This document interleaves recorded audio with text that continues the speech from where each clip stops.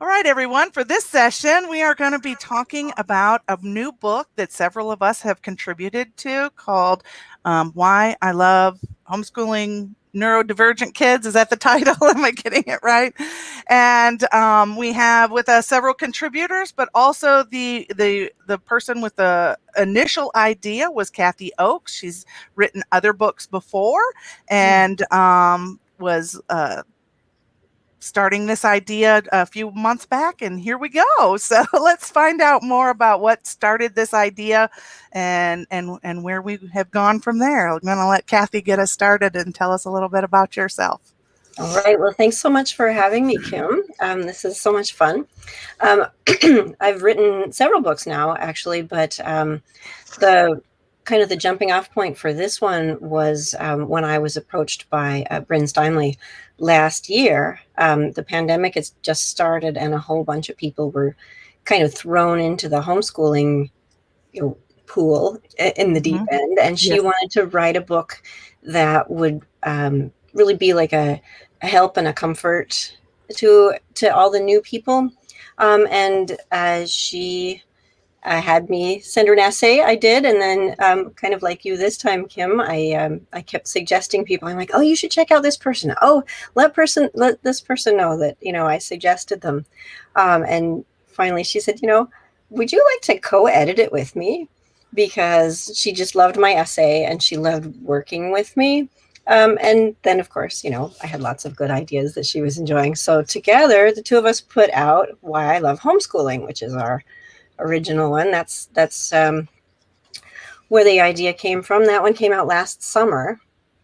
And it was so much fun. And it really gave me a sense of purpose, and in this whole pandemic thing. And then it was kind of done. And I felt like I'm ready to do something more, right? There was this kind of dead space when you finish a big project and you don't have something else ready to go.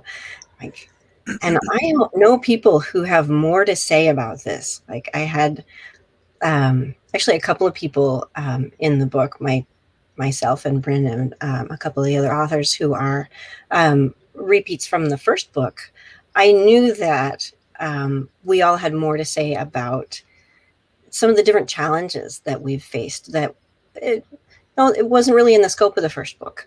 And so I said, hey, Brynn, should we do a second book? She says, great. You get to be first editor this time and do all that extra work. I'm like, okay, then I'm up for it. So, and then I reached out to Kim because, Kim, I found your website and I was just really impressed with some of the stuff that you had written there, especially like your page on homeschooling special needs people.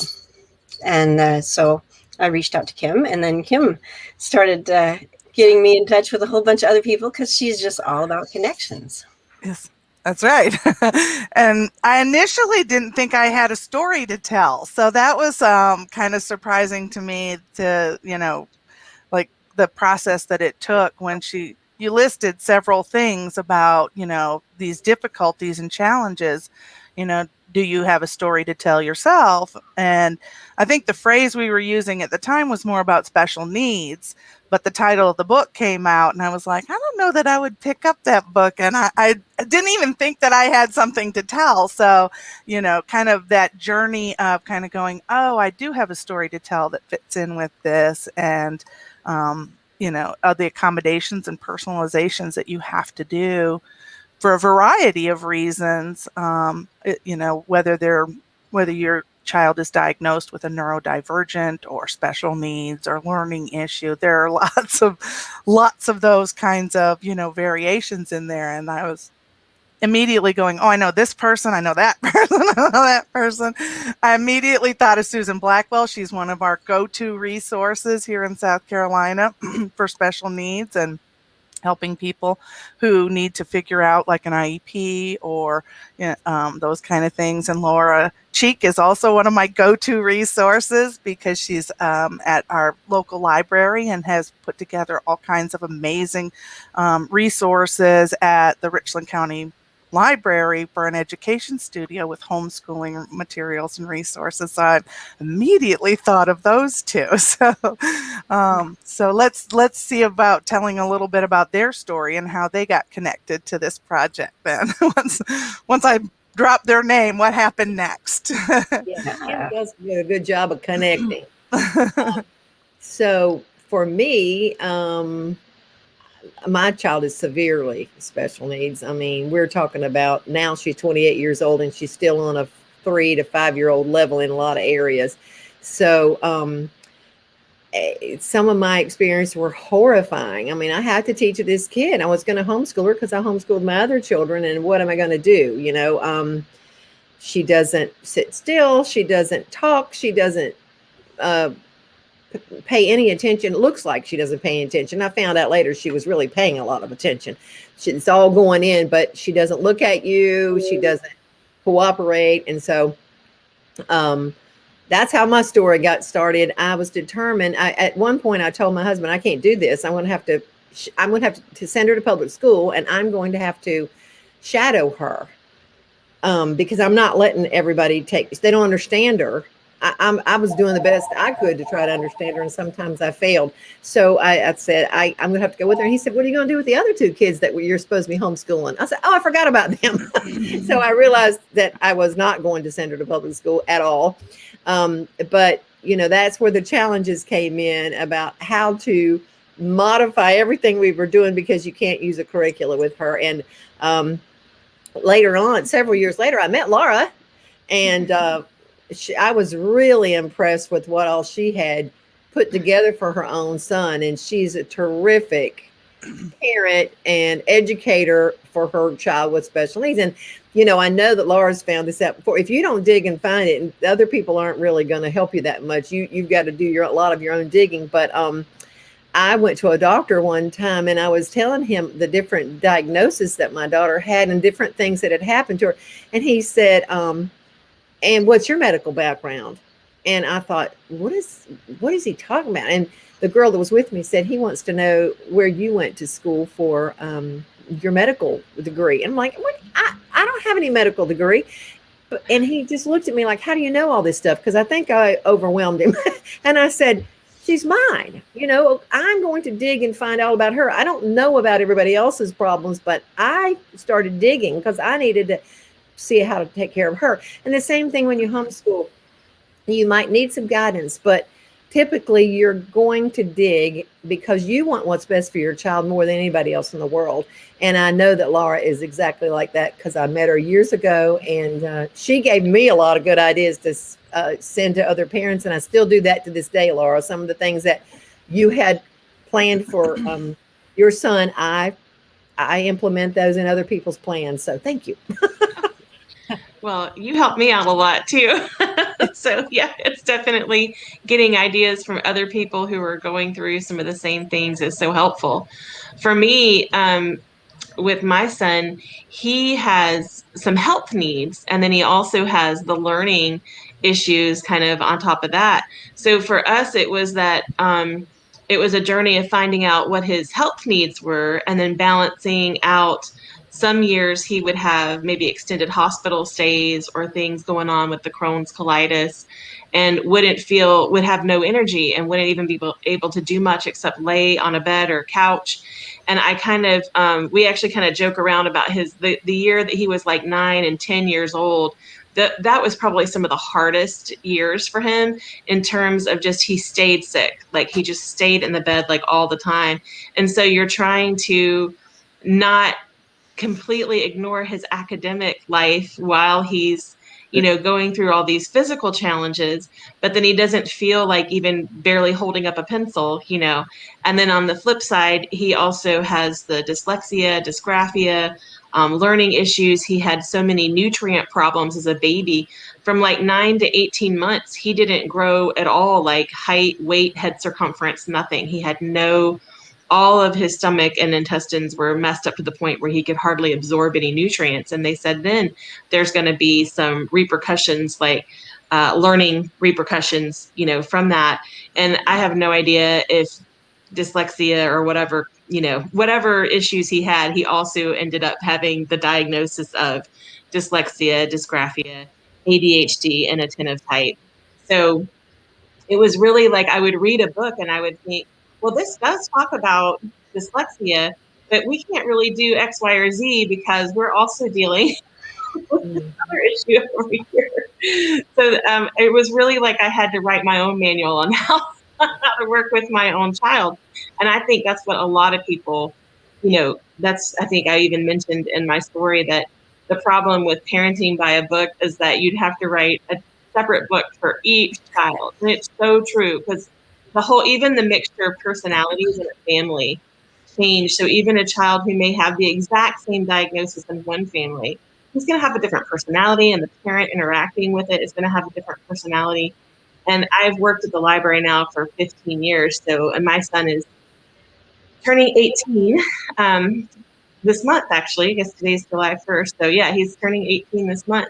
So when I had all these issues with him, I thought, well, I have the perfect job to find resources.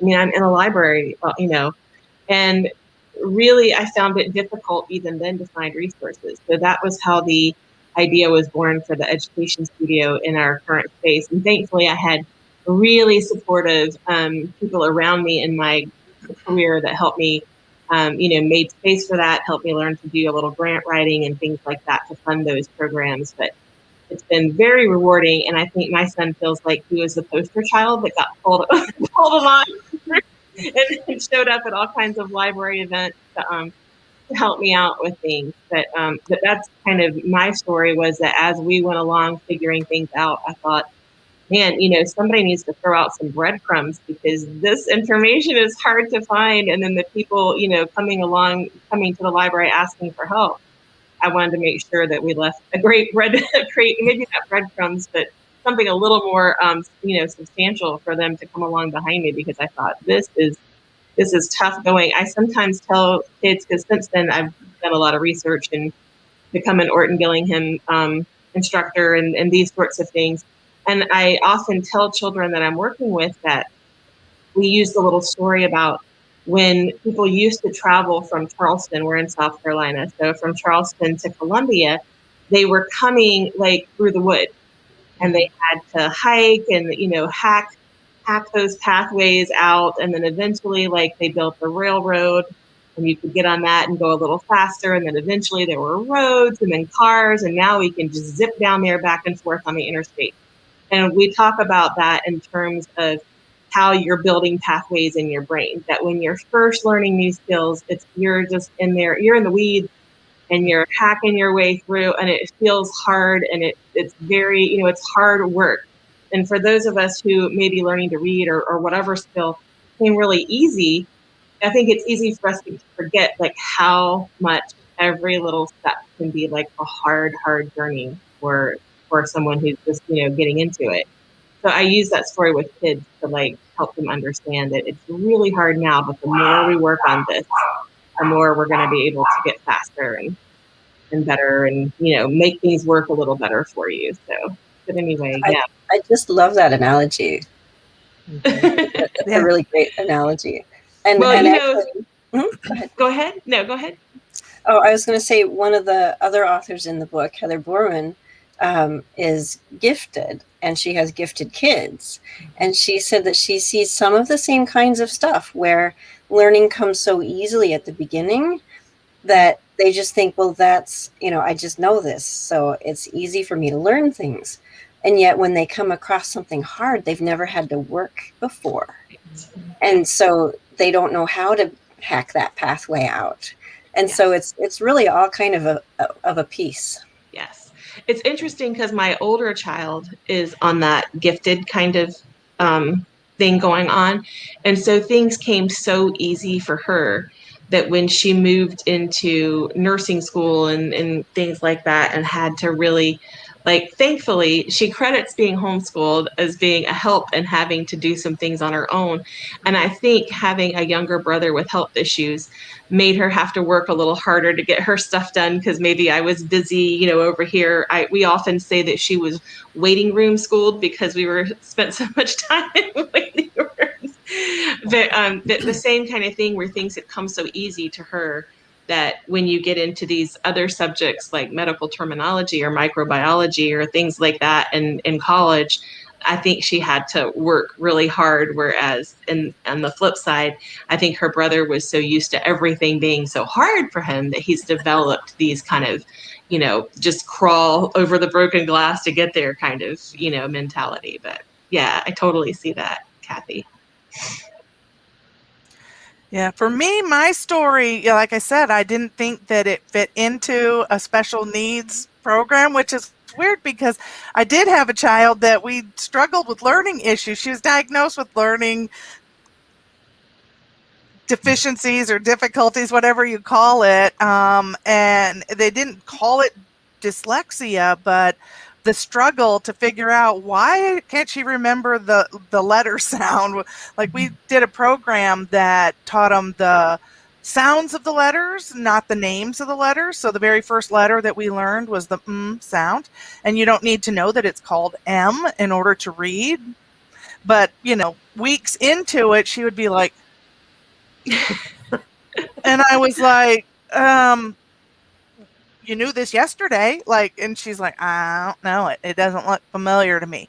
And so, those things are funny. Like I can tell it like it's funny. It wasn't funny at the time. It's very irritating. And so the pressure that I put on myself, that somehow what's happening with my child is a reflection on how well I'm a teacher, how well I'm a parent, those things fed in there, and it created this, sense in me. And I don't know why I didn't think of that whenever Kathy approached me about it, but it is part of the journey, and talking about, how do you find the resources? How do you make accommodations and fix the problem? I mean, she can read now.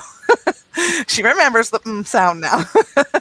So, and just the frustration level that's in there. And so, I wanted to include a lot of that in my story as, my perspective on how frustrating it was. And, and I think people with learning issues, either gifted or delays, advanced, delays, it can create those kind of emotional tensions in the home as well. And so, hearing other people's stories and realizing it's not just problems in my home. We imagine everyone else has it smooth and I'm just the bad parent here. And so I think those stories of camaraderie will come through whether you think you have a child that fits on that kind of spectrum or not. So absolutely. Well, I have to say that I just so enjoyed reading all of the essays it's such a wide variety of things people are dealing with, from mild to extreme. And I just felt this huge sense of community reading that. It's intellectually that you're not alone, and sometimes you have groups that you can hang out with, but when you really see such a wide diversity of people struggling kind of in the same way and really coming through it, and you can just see I guess two things that really struck me were the love people have, that they are willing to go through all of the things you need to go through to really help your kids. Well, that just really, really touched me. And the other thing that really struck me is how important it is to have a community of people where you can just know that you really aren't alone. I think that one of the things that brings the most joy to me as a consultant is when I sit down with people, and this has been several years now, they start to put up a wall and say, I don't know if I want to tell you all this or not, because it makes me vulnerable. Maybe I'm not the teacher, like Kim said, is it me? So I've had them sit there and struggle because they didn't really know what all they wanted to tell me. And as soon as I would turn the picture around on my desk of my child and just give a few tidbits, and listen, I can always make mine sound worse than everybody else's, because she still can't talk. And she still she needs 24/7 care. And we have not made a lot of progress. But as soon as I turn that around and show them and just give them a snippet of what I've been through, I can feel that wall going down. And sometimes the tears flow, and it's fine. Like, somebody understands, and she's not going to judge me for my performance and that kind of thing. And a lot of times we cry together. We laugh a lot too. I was in a consult last week, and I had a phone call. I never take my phone calls, but I looked down, and it was a guy I'd been trying to get a hold of about a new wheelchair / stroller for my child. She can walk, but she has a little attitude sometimes and sits down on the ground and dares you to move her. So anyway, I said, I'm sorry, I've got to take this call because this guy and I need to, and I've had a hard time getting hold of him. So I picked up the phone, and I was struggling with, I've told you this before, and all that.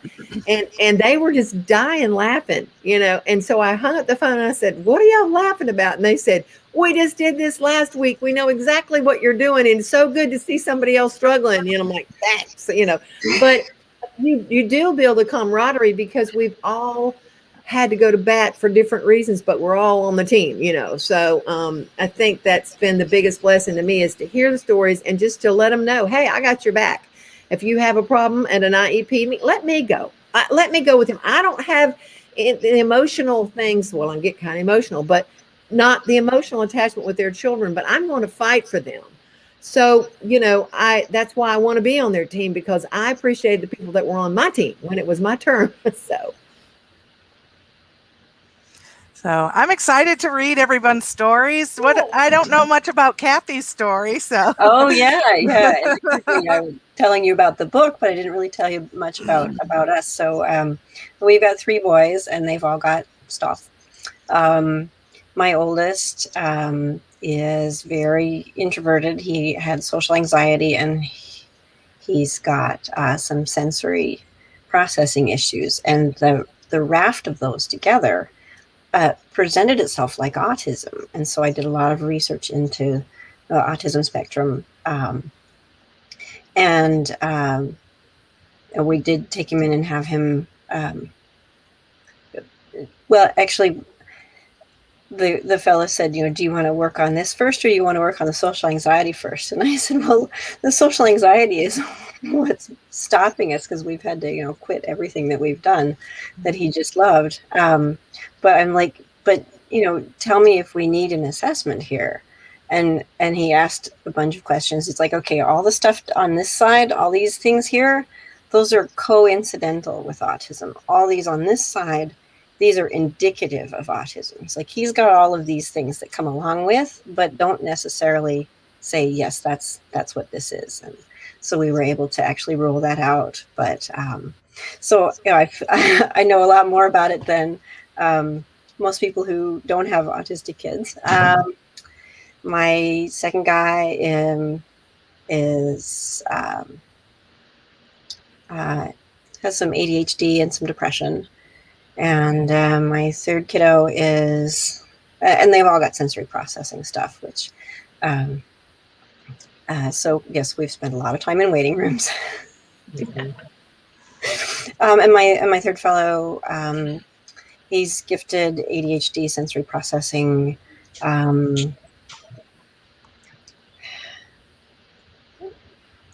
possibly ODD.